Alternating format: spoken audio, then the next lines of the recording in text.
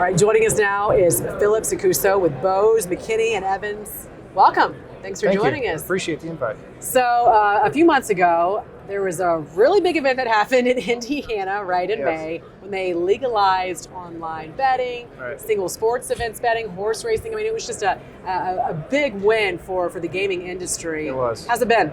It's been outstanding. A lot of excitement in Indiana.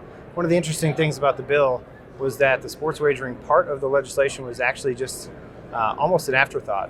There was a lot of people who really thought it was an inevitability, and there was other things in the larger piece of legislation that related to land-based casinos and some other changes and how those were going to operate. So there was a pretty robust debate about sports wagering in general, but overall I think there was a feeling of some inevitability and that it's a good idea.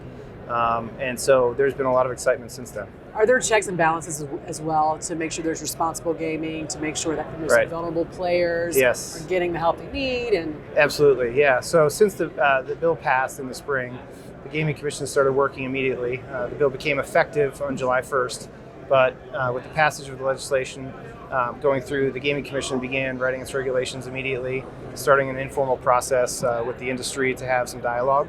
Wrote a series of emergency rules that have been in play for a couple months now, and embedded in those is a lot of different protections for players, given that this is the first time Indiana's really wandered into the area of mobile wagering. Yeah, you were just telling me, how much money has Indiana made? Right, so in the first month, the published results just came out.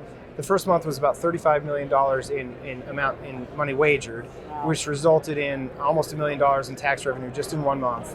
And that was really only retail retail sports betting. The mobile websites are launching in October. The first two began a couple weeks ago. So as I'm hearing this, I'm sure a lot of the constituents and people there in Indiana are thinking, okay, so we have all this money that's being made right now. Does this mean our taxes are going to finally go down, right? Because you think the cause and effect should happen, right? Well, Indiana's always been a pretty tax-friendly state to live in. I can attest to that myself. It's a pretty cheap state to live in. You're right. Yeah, it's in fact, I think I'll brag a little. I think we have a $2 billion surplus in our budget at this point. So it's a nice place to live. And it's a nice place to be in a very fiscally conservative place. And this is really just gravy on top. Yeah, I was going to say, it's very, Indiana in general, it's a red state. Yep. It's a red state. And so for this to have passed there, I mean, think about all the neighboring states that are missing out as a result for what you guys are doing. Yeah, I'd say in a conservative state, we've been pretty darn progressive with respect to this issue. And I think that, so from bill passage and effectiveness to launch, 4 months, pretty good. I have to ask you a question. Is it true that for mobile betting that you don't have to register in person? Yes, absolutely. So you can get on your mobile device and be registered within a matter of minutes. So then how do you prevent hackers who might be able to infiltrate, through VPNs and... Yep. Well, there's a lot of redundancies built into the regs, and I can attest to having some clients go through this process that there's a lot of testing that goes on to make sure that each of these vendors knows their customer and knows that who is actually logging in and that they're 21, where they are. There's geolocation requirements that have been tested ad nauseum. So far so good. I'm not aware of any issues of people having breached the protections in the first few weeks of having gone mobile. So I know that the Gaming Commission is being very deliberate about it and careful as well, though. How are the money transactions going right now? So in terms of size or? Well, would federal banks be able to process those payments? Yeah.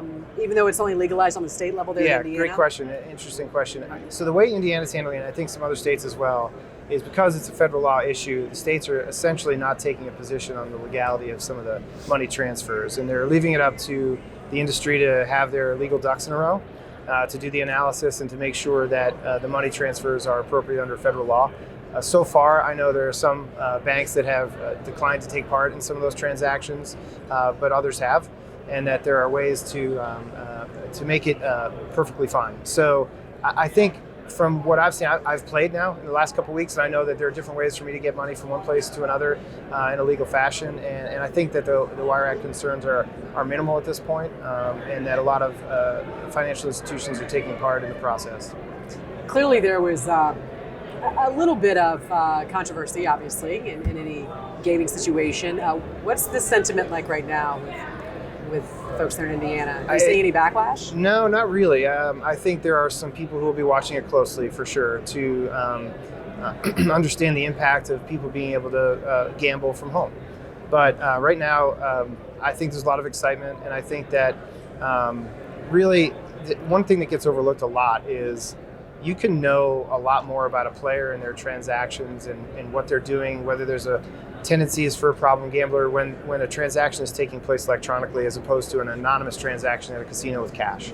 And so there are actually a lot more ways to protect players who need some help or who are vulnerable in this mode of playing, and including self-exclusion, forced exclusion, not allowing players to register, lots of different technological capabilities to improve for responsible gaming. Yeah, yes, it's really important. Did you see a lot of bipartisan support for this? Actually, yeah. So then what do you say to other states who seem to not be able to get this and have this sort of influx of money coming into the state? Yeah, well, I think most states, I can't speak for everybody in Indiana, but I think the overall thought process was a lot of people are doing this already on illegal websites, overseas websites. It's almost a customer protection issue, right? This is a part of American culture, and why not? You're giving your money overseas. Yeah. Why not do this in a way where we can actually at least know what's going on? And the tax revenue, in many respects, is almost a side benefit. I don't know if a lot of states are looking at this as a cash cow for per se, but more as something that a lot of people do and would like to have as an option in a legal, regulated environment. So I think eventually you'll start to see more and more states get on with that, and there's always politics involved, but I think it's pretty inevitable in most places. All right. Philip Sicuso, thanks so much for joining us. Thanks for having me.